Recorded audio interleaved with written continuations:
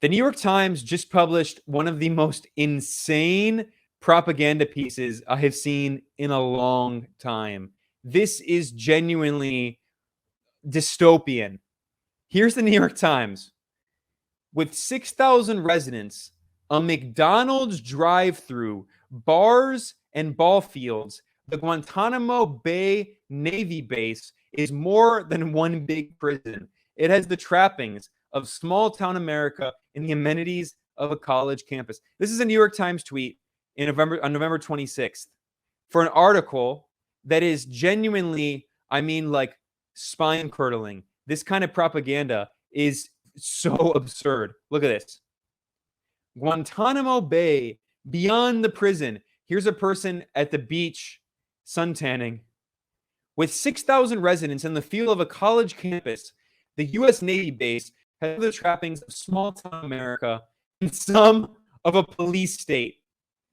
I mean, how can any person talk about the U.S. as a country with the free media?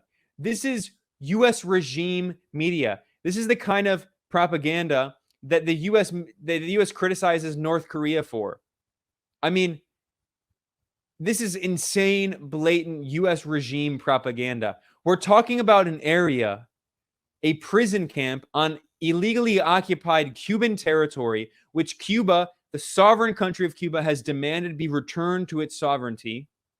We're talking about a territory where the U.S. government, for decades now, has imprisoned people, many without charge or trial, and tortured them with horrific acts of torture. Horrific acts. But now we're supposed to believe that, Guantanamo Bay is this great resort with a beach that feels like small-town America because it has a McDonald's.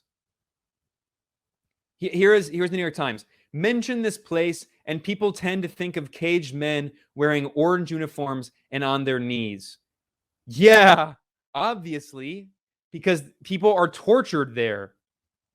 I mean, this is insane propaganda. But this military base is more than one big prison. I mean, imagine if a North Korean media outlet or Chinese media outlet did this for one of their prisons. This would be called propaganda. But when the U.S. does it, no. This is journalism and the New York Times. No, this is regime propaganda. Absolutely ridiculous propaganda. It has a school system for children. Yeah, run by the Pentagon. A seaport with supply missions, bars, ball fields, neighborhoods with swing sets, beaches with barbecue grills, and pleasure boats to rent for excursions. Yeah, you know who also had bars and ball fields and neighborhoods with swing sets and beaches, maybe not beaches, and barbecue grills? Yeah, Nazi Germany. Yeah, I'll go there. I'll go ahead and I'll break the Godwin's law. Yeah, Nazi Germany also had bars and ball fields and barbecues. Meanwhile, the U.S. is torturing people who have never been charged with a crime, who've never had a trial, and they're being tortured on this illegally occupied territory that belongs to Cuba. Oh, but it has a McDonald's. So, I mean, they have a bunch of photos here, but you can't see some of them because it's behind a paywall. This is archive.today to get around the paywall. But look at this. Think about the colonial arrogance of showing photos of Fidel Castro bobbleheads of best-selling souvenirs in this station that is called Rocket and Fidel's Backyard. I mean, this is incredible. This is the kind of disgusting colonial arrogance of this brutal authoritarian regime called the United States that tortures people who have never been charged with a crime on illegally occupied foreign territory and then makes fun of the former president of that country. The Real Housewives they sell sweaters and tote bags called the Real Housewives of Guantanamo Bay. This is the kind of sick, disgusting arrogance that we saw that Nazis did. The U.S. is the Fourth Reich. Oh, they have their commissary. They have an Islamic cemetery, an empty field. This is disgusting. A school. This would be like if Nazi Germany won World War II, and then they did an article about how, oh, look at Auschwitz. There was a school, and there's a, you can get like a Leberhosen and a beer over at Auschwitz. This is what the U.S. is doing.